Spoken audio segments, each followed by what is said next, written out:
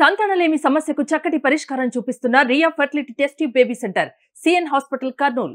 మారుపేరు పోలీస్ శాఖ శాంతి భద్రతలను కాపాడే విషయంలోనూ పౌరులకు రక్షణ కల్పించడంలోనూ పోలీసులు చాలా కీలకం. అలాంటి శాఖలోని కొందరు వ్యక్తుల వ్యవహార శైలి వివాదాస్పదంగా మారుతుంది. ఇటీవల విధుల్లో ఉన్న ఓ మహిళా కానిస్టేబుల్ వైసీపీ అధినేత జగన్మోహన్ రెడ్డిని తన కుమార్తెతో కలిసి యూనిఫామ్లో సెల్ఫీ దిగడం తీవ్ర విమర్శలకు దారితీసింది. సెల్ఫీ దిగడం తప్పు కాకపోయినా సమయం సందర్భం లేకుండా డ్యూటీలో ఉండగా బలవంతంగా చొచ్చుకుని వచ్చి జగన్ను సెల్ఫీ అడగడంపై దుమారమే రేగింది. ఈ వివాదం ఆమెను చిక్కుల్లో కూడా పడేసింది.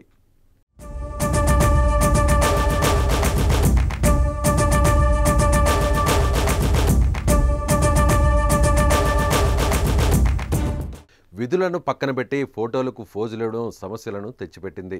అధికారుల ఆగ్రహానికి గురైంది. మహిళా కానిస్టేబుల్పై చర్యలకు అధికారులు ఉపక్రమించారు. త్వరలోనే కానిస్టేబుల్ అయేషా బానుకు ఛార్జ్ మెమో జారీ చేశారు. ఆమె ఇచ్చే వివరణ ఆధారంగా ఓ కమిటీ వేసి చర్యలు తీసుకుంటామని జైలర్ రవిబాబు వెల్లడించారు.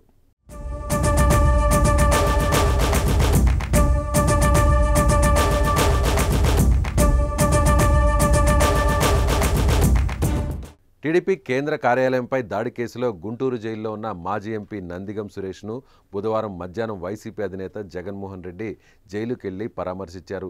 ధైర్యంగా ఉండాలని సూచించిన ఆయన పార్టీ అన్ని విధాలా అండగా ఉంటుందని భరోసా ఇచ్చారు.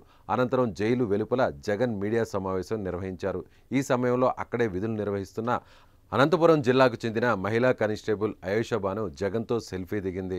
ఆమె కుమార్తెతో కలిసి యూనిఫామ్లోనే జగన్తో ఫోటోలకు ఫోజులిచ్చింది. అనంతరం ఆశీర్వదించమని జగన్ను కోరింది.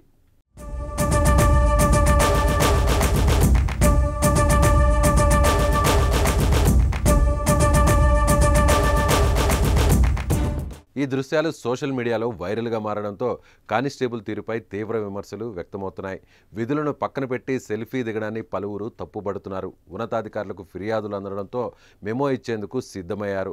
అయితే అభిమానంతో ఒక్క ఫోటో దిగిన మహిళా కానిస్టేబుల్పై చర్యలు తీసుకోవడానికి సిద్ధం కావడంతో వైసీపీ నేతలు మండిపడుతున్నారు. మరి ఈ వివాదం ముందు ఎంత దూరం పోతుందో చూడాలి. మరి ఈ వీడియోపై మీ అభిప్రాయాన్ని కామెంట్ రూపంలో తెలియజేయండి.